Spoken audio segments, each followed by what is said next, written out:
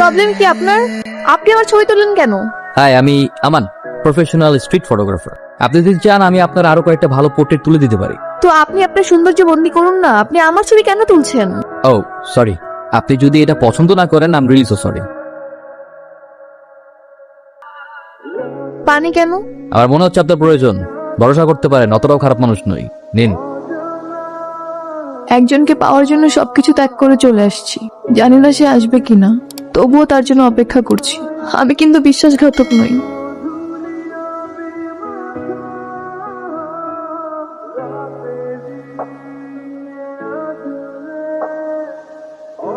এই যে তোমার নাম কি? আমার নাম শামিম। তুমি কি আমাকে ফেলতে নেবে? না, তুমি যাও। ওর দেখছিস ওর হাতে কালো দাগটা? তুমি জানো আমার আম্মু কি বলেছে? সৌন্দর্য হলো আল্লাহ দৃষ্টির ছাপ। তুমি কি জানো তোমার এই দাগটা কতটা ইউনিক? এর জন্য তোমাকে সবার থেকে আলাদা লাগে। তুমি কি আমার বন্ধু হবে? আরে বাবা, কান্নাকাটি করছো কেন? আমি তো চেষ্টা করছি, তাই না? আমার ধারণা যে ফেরত আসবে। অযথা কান্নাকাটি করো না তো। আম্মু, তোমরা আমাকে মাফ করে দিও, তোদের কষ্ট দিচ্ছি। দেখো, কষ্ট দেওয়ার ফল পেয়ে গেছি অলরেডি। তুই যে তোর ভুল বুঝতে পেরেছিস, এটাই চলবে। আর আমাদেরও তো ভুল হয়েছে যে আমরা তোর মতামত নেইনি।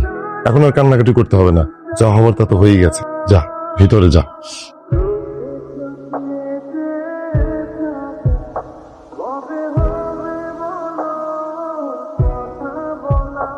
এই হচ্ছে আমাদের দেশের অবস্থা, দেখতেই পাচ্ছেন। নির্দিষ্ট বাস স্ট্যান্ড থাকা সত্ত্বেও বাসগুলি রাস্তায় দাঁড়িয়ে এলোমেলো যাত্রী উঠানামা করতেছে। সামনে একটি হসপিটাল আছে, যে কোনো সময় দুর্ঘটনা ঘটে যেতে পারে।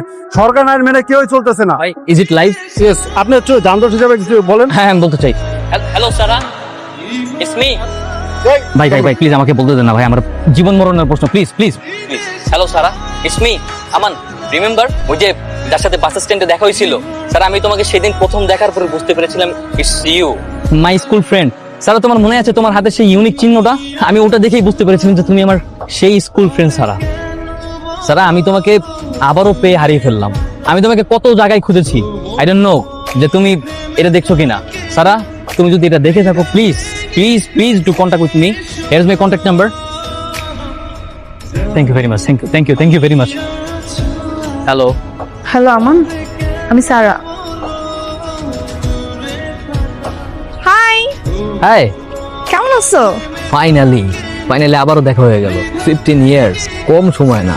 ভাবা যায় 15 বছর পরে আবারও স্কুল ফ্রেন্ডের সাথে দেখা, কি মিরাকেল, তাই না? কিন্তু আমি ভাবছি তুমি এতটা ড্রামাটিক কবে হলে? না মানে সেদিন আমাদের স্টেশনে দেখা হলো, এরপর তুমি আমাকে চিনতে পেরে কি ড্রামাটিক ভাবে খুঁজে বের করলে? ব্যাপারটা একটু অদ্ভুত না? মানুষ এমন এক প্রাণী, যদি তার ইচ্ছে শক্তি থাকে সে দুনিয়ার সবকিছু করতে পারে, আমি বিলিভ করি। আচ্ছা, সেদিন তারপরে কি ঘটেছিল? সেদিন আমার সবটুকু বিশ্বাস ভেঙে গিয়েছিল। বাসায় ফেরার পর বাবার দিকে তাকাতে পারছিলাম না। যাকে বিশ্বাস করে বাবা আমাকে ঠকিয়ে পালিয়ে গিয়েছিলাম, সেই আমাকে ঠকিয়ে চলে গেল। আমি জানি তোমার বিশ্বাস ভেঙেছে, তুমি হয়তো হার্ট হয়েছো। হ্যাঁ, এই জন্যই ভেবেছি এখন থেকে আর প্রেম নাই, নিজেকে ভালোবাসবো। এখন না কারো প্রেমে আর ভরসা পাই না, বিশ্বাস হয় না। তাই ভেবেছি নিজেকে সময় দিব, নিজেকেই ভালোবাসবো। একটা কথা সব সময় মনে রাখবি, সেটা হচ্ছে যে বাবা মা সন্তানের সব সময় ভালো চায়। এখন তুই এক কাজ কর, তোর মেন্টাল পিসের জন্য বান্ধবীদের সাথে নিয়ে কোথা থেকে ঘুরে আয়, যা। সমস্যা নেই, আমার কোথাও যেতে হবে না, আমি আস্তে আস্তে রিকভার করে ফেলছি। হ্যালো। হ্যালো, কি করছো? Nothing special. তুমি? এই তো তোমার কথাই ভাবছিলাম। কি বলো, আমার কথা ভাবছিলি? কি ভাবছিলি? আমি ভাবছিলাম তোমাকে দিয়ে আমার কাছে সুন্দর ছবি তোলাবো, আমার ভালো করার জন্য। হ্যাঁ শিওর। একটা ব্যাপার দেখলাম, আর কিছু পারুক আর না পারুক, একটা ভালো ছবি বা গুড ফটোগ্রাফি একটা মেয়ে মানুষের মন ভালো করতে যথেষ্ট, for any day any situation. কি ঠিক বলছি তো? সেদিন আমার কান্না করা ছবি তোলা দেখে বেঁচেছিলাম। You can touch the soul. আচ্ছা ঠিক আছে, বাই। কেমন লাগছে আমাকে? তোমাকে সম্ভব সুন্দর লাগছে। সম্ভব সুন্দর মানে? কারণ অসম্ভব সুন্দর বলে তো কোনো কথা নাই, যেটা অসম্ভব সেটা অসম্ভব, তাই সম্ভব সুন্দর লাগছে। আচ্ছা তাহলে চলো আমাকে ছবি তুলে দাও।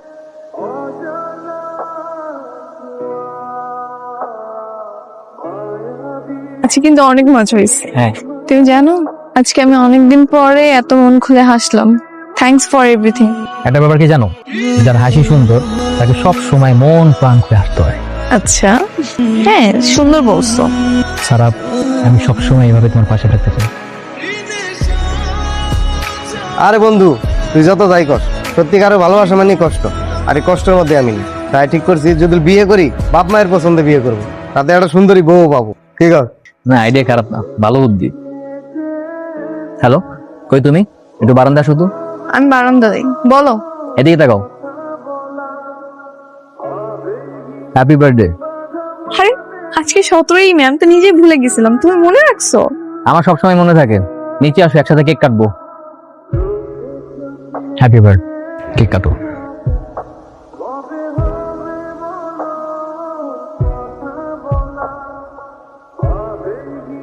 কি ব্যাপার, তুমি এভাবে চলে গেলে কেন? সারা, আমি তোমাকে কিছু বলতে চাই। কি হয়েছে আমার? যা বলার কালকেই বলবো। কি ব্যাপার, কিছুই বলছো না? তোমার চোখে আমি দেখি ভাঙা বিশ্বাসের দাগ, কিন্তু আমি কথা দিচ্ছি এই চোখেই আবার হাসি ফিরিয়ে আনবো। যদি প্রেম মানে প্রতারণা হয়, বিশ্বাসঘাতকতা হয়, তবে আমি তোমাকে দেখাবো প্রেম কিভাবে প্রতিজ্ঞা হয়ে বেঁচে থাকে। Sara, I love you. I love you two.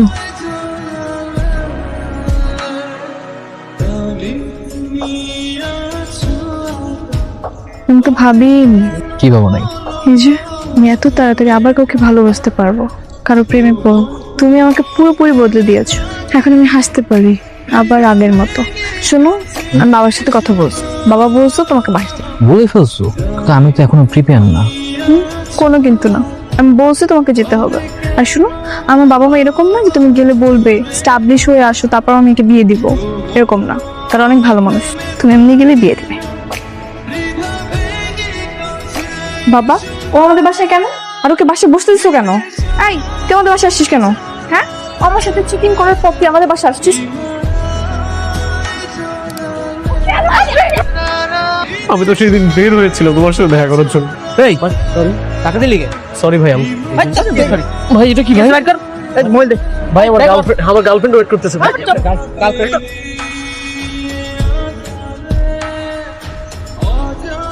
আমার তো কোনো ওয়ে ছিল না তোমার সাথে কন্ট্রাক্ট করার। আমি 1 মাস ধরে হসপিটালে ভর্তি ছিলাম। সরি, আমি বুঝি নাই তুমি এরকম সিচুয়েশন হ্যান্ডেল করছো। আর ভাবছি তোমার সাথে বেইমানি করছো, আমি অনেক কষ্ট পেয়ে গেছিলাম। It's okay, I love you. I love you so much. কিচ্ছু হবে না, তুমি আসছো না, এখন সবকিছু ঠিক হয়ে যাবে, কিচ্ছু হবে না। দেখো মা, জানো আজকে না আমার অনেক স্পেশাল একটা ডে। তোমার ছেলে একটু নার্ভাস, বাট প্যারা নাই। আমি জানি আমি সব ম্যানেজ করতে পারবো, কারণ আমার মায়ের দোয়া আমার সাথে সব সময় আছে। আমার, আমি জানি না আমি কথা বলে কিভাবে বলবো। You did a lot of thing for me, কিন্তু দেখো আমি নিরুপায়, আমার কিছু করার নেই। আমি ভেবেছিলাম ও হয়তো আমার সাথে বিশ্বাসঘাতকতা করেছে, কিন্তু ও তো পরিস্থিতির শিকার। বলো এখন আমি কি করব? আমান, আমি তোমার উপর সারা জীবন কৃতজ্ঞ থাকবো। তোমার সাথে কাটানো এই একটা মাস আমার লাইফের সবচেয়ে সুন্দর সময়, কিন্তু আমি তোমার সাথে থাকতে পারতেছি না। আমি আবিদকে ভালোবাসি, আমি ওকে ফেরাতে পারবো না। তোমার আমার ভালোবাসাটা শেষ হয়ে গেছে, আমি একা। বাকিটা জীবন হয়তো তোমার শূন্যতার মাঝে ভাসতে শিখ। স্যার, আমার কেউ নেই, আজ থেকে আমার কেউ নেই, শুধু আমি একা আর আমার ব্যথা। আজ থেকে তোমাকে ছোঁয়ারও সাধ্য নেই আমার। শুধু মনে রেখো, আবার যদি কখনো তোমার হাসি ছিঁড়ে যায়, আমি পাশে আছি, অদৃশ্য নিঃশব্দের মতো। তুমিও ভালো থেকো। সত্যিকারের প্রেম কখনো ভাগ্যে মেলে না। যাচ্ছি আমি এই শহর ছেড়ে, চাই না কোনো স্মৃতি থাকুক, কোনো ছাপ থাকুক এখানে। মুছে যাক সব সব আমার ভালোবাসার শহরের থেকে। তোমাকে আমি কতবার বললাম যে তোমার বাবাকে আর মাকে একটু আসতে হল, তুমি তো বললে যে আসবে। তো কখন আসবে? আসলে ভালো হতো না? তুমি এই কথা বলছো? আমি বিয়ান সাহেবের জন্য বসে আছি। যে আগে ওকে দাও। বাবা, আমার জামাই যদি অনেক লক্ষ্মী। কি হয়েছে? তুমি রাস্তার মধ্যে এরকম করতেছো? 3টা বিয়ে করে 4 নাম্বার বিয়ে করতে গেছস, তোর তো সাহস কম না? তা কথা তোর আজকে আমি পুলিশে দিমু, আয়। পুলিশে দিব কি? তুমি আমার